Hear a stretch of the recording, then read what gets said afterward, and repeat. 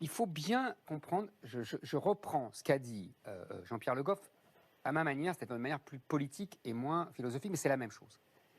En vérité, l'écologie, le souci de l'environnement, de la nature, comme on disait avant, est né à droite. C'est un raisonnement réactionnaire contre justement l'idéologie du progrès industrialiste au XIXe siècle.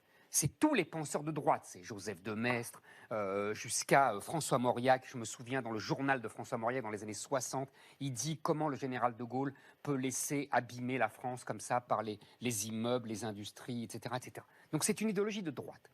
Et à partir des années 70, il y a un hold-up par les gauchistes d'une idéologie réactionnaire de droite.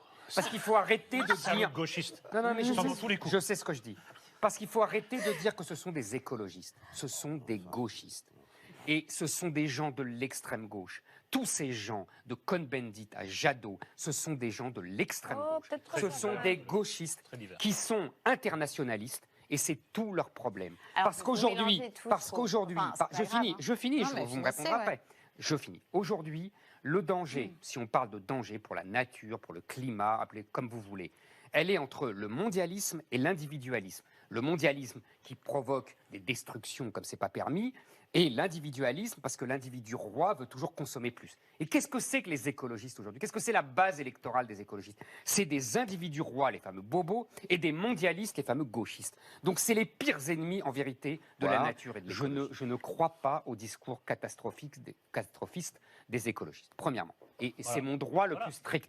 C'est mon droit le plus strict. Donc vous êtes climato-sceptique. Oui, absolument. Je pense que vous faites de la propagande. Vous pouvez être je pense que vous faites de la propagande. Vous avez des enfants. J'ai des enfants. Eric. Non, je réponds. Oui, elle m'a rapidement. Deuxièmement, votre livre sur la nourriture, l'agriculture, c'était remarquable parce que vous touchiez du doigt des choses précises. Mais oui.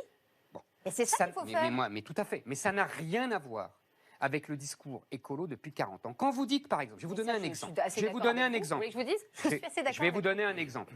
Quand vous dites, on artificialise des sols, vous m'avez dit, un département français tous les 7 ans, c'est ça, d'accord, pour construire. Ouais. Bon. Moi, j'aimerais que les écolos viennent me dire, dans la même phrase, ils viennent me dire, dans ce cas-là, pour arrêter de bétonner, il faut arrêter l'immigration parce que c'est en partie à cause de l'immigration qu'on bétonne. Or, l'immigration ne dira... Or, les écolos ne diront jamais... Eric, c'est bon. On s'appelle Zemmour et on s'appelle... Non, parce que je veux montrer les contre... Non. Et alors, quel rapport? Et alors, heureusement que la France nous accueille. Non, mais n'importe quoi. Excusez-moi. Non, ce que je veux dire, je finis ma phrase, parce que c'est très important ce que je viens de dire, parce que je veux montrer que les écolos ne sont pas des écolos, mais des gauchistes. Et là, c'est un exemple typique. Quand ils conviendront qu'il faut aller contre leur idéologie. Donc la France nous a accueillis, on ferme la porte derrière nous. Absolument, et on va faire un triple tour même. Voilà, vous voyez la différence? Oui, mais alors, c'est tout ce que je voulais dire. La contradiction majeure du discours écolo, ce sont des mondialistes. Et le mondialisme est le pire ennemi de l'écologie. Donc ce ne sont pas des écologistes.